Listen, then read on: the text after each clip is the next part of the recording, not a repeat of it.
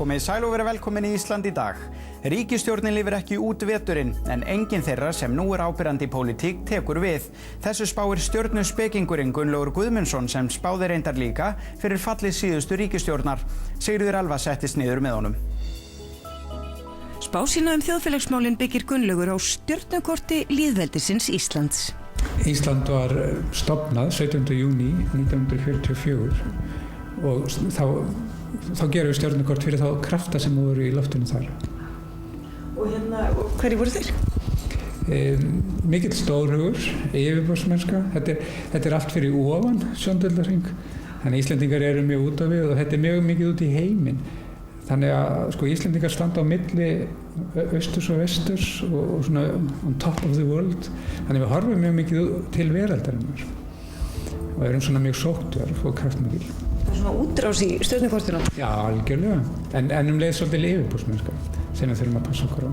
Hvað framundan fyrir Ísland? Ef við byrjum til dæmis bara á pólitíkinni. Hvað sérðu þið í kortinu þar? Ég tel að það sé stjórnarslit fljótlega, ekki seinna en í apríl.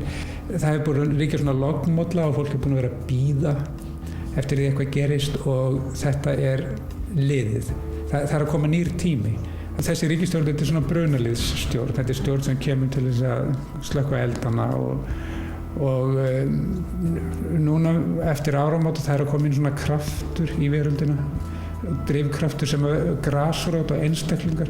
Það verður bara krafa einstaklinga held ég það að fara frá og lítilla fyrirtækja. Ef ríkisstjórnin ætlar að reyna að sitja áfram og halda í, þá er hún að vinna gegn þeim kröftum sem eru í umhverfinu og þá verður annar hrun.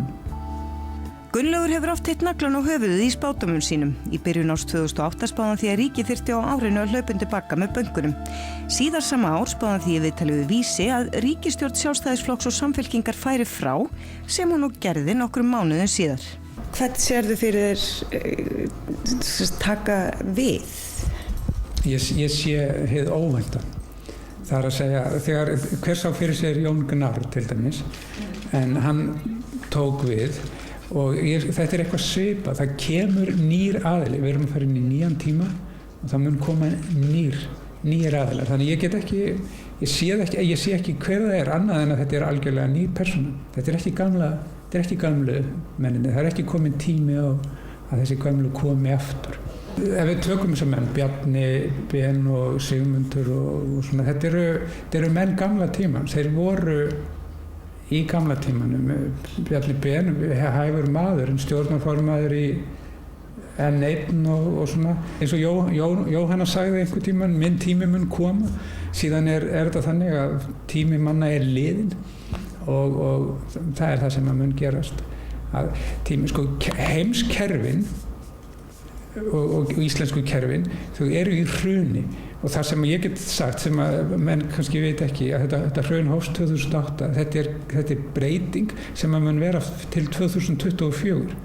Þetta er ekki, það eru 14 ár eftir og þegar að tala um heimskerfi þá er það efnahagskerfi, menntakerfi, heilbrigðiskerfi, það þarf að stokka öll þessi kerfi upp. En ég meina þú segir hrun stendur til 2024, ég meina getum við búist við kreppu allan þann tíma eða hvernig er botninn náð í kreppinu? Þetta er hrun kerfan, kerfin er að minnka, það er að því leytinu til er samdráttur hjá kerfisköllunum, skilur. Kallarnir í klúbbnum sem eru með 2 milljónir á mánuð og ætla að leysa málin fyrir fólkið, redda fólkinu, það er kreppa hjá þeim framundan. Það eru fjöldi rithöfunda, kvikmyndagerðarmanna, listamanna á Íslandi, menn sem eru að skapa inn í nýjum fyrirtækjum.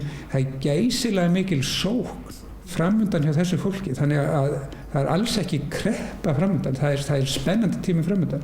Það er kreppa hjá kerfinu. Og átök næstu tíma er á milli stjörnuspíkilega hrútsins og steingeitarinnar, einstaklingsins og kerfisins. Þó Gunnlaugur skoði þjóðmálin í gegnum stjörnuspekina fjallar hann aðalega um einstaklinga og hefur einmitt rýnt í nokkra þá sem eru áberandi í pólitíkinu þessar mundir. Hefurðu tekið einhvern svona einstakling fyrir sem er kannski í er áberandi eitthvað svona sérstaklega spennandi sem þú sér nú? Sko, það er það sem er svolítið gaman að því að maður skoðar til dæmis stjörnukort Steingríms Joð og svo Jóns Gnarr, að þá sér maður það að Jón Gnarr er mjög jarðbundinn en Steingrímur Joð er ekki jarðbundinn. Þannig að Steingrímur Joð er ljón og vog og hann er allur í hausnum. Hann er ídealisti, hann er búinn að vinna í 30 ár við að tala.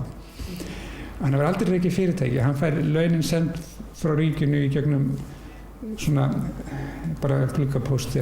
En Jón Gnarr, hann hefur framleitt kvikmyndir, skrifað handrit, sett upp leikrit, útvarp, hann hefur alltaf þurft að vinna sjálfur eins og hinn venjulegi borgari ofan í agrinum á jörðinni, og hann er steingill eins og Davíð Oddsson og Ingibjörg Sólrún og þannig að margir borgarar, þannig að ég til dæmis treysti honum mjög vel sem borgarstjóra. En hann steingetur gera þetta oft að fela gífurlega alvöru á baku grín. Jim Carrey, Rowan Atkinson og Laddi, þeir eru allir steingetur eins og Jón Gnarr, þeir fara oft í þetta grínhlutur. En bak við þetta er gífurlegur dugnað. Gunnlaugur hefur starfað við stjörnuspeki í hartnær 30 ár og gefur nú fyrir jólin út bókina Hver er ég, sem er eins konar handbók stjörnuspeki, auk þess að fjalla sögu hennar og heimspekina sem liggur til grundvallar. Hann segir stjörnuspeki ekki njóta sömu virðingar hér og víða annar staðar. Sko, vinur minn er læknir og hann var í framhaldsnámi í Hollandi og þar var læknir frá Suður-Ameríku sem sagði konur koma til okkar og segja stjörnuspekingurinn minn segir að þriðjudagsmorgun klukkan 10 sé góður tími fyrir fóstureyðingu, ég ætla að bóka þann tíma. Og þessi sagði við Ásgeir Haraldsson, yfirlæknir á Hringnum, sagði við verðum að gera þetta, við værum out of business. Þetta er það algengt í Suður-Ameríku. Í Asíu að þá er, eins og í Víetnam, þá er 85% þeirra sem í viðskiptum, þeir fara til stjörnuspekings áður en þeir stofna fyrirtæki og taka mikilvægar ákvarðanir í viðskiptum. Þannig að í Hong Kong, Indlandi, út allan heim. Þannig að við á Vesturlöndum, við höldum að þetta sé eitthvað skrítið, en við erum í minnihluta. En það sem að mann fatt ekki með stjörnuspeki er að þetta er mörg þúsund ára gamalt fag og var tengt læknisfræði á Vesturlöndum, sama fæði fram til 1700. Þetta fjallar tengsl mannsins og náttúrunnar. Og leið og maðurinn hér á Vesturlöndum rauf tengslin sín við náttúruna af því að þau eru rofin.